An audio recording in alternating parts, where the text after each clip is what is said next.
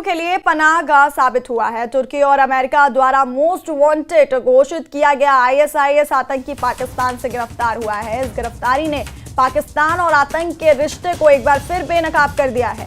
ये वही देश है जो दुनिया के सामने खतरनाक आतंकियों के लिए सुरक्षित जन्नत बना हुआ है।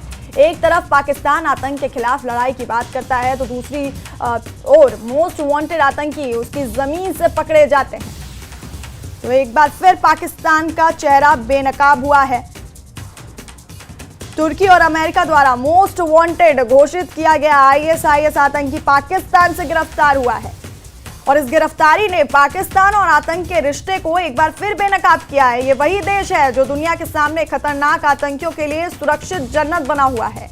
एक तरफ तो पाकिस्तान आतंक के खिलाफ लड़ाई की बात करता है, लेकिन दूसरी तरफ मोस्ट वांटेड आतंकी उसकी जमीन से पकड़े जाते हैं।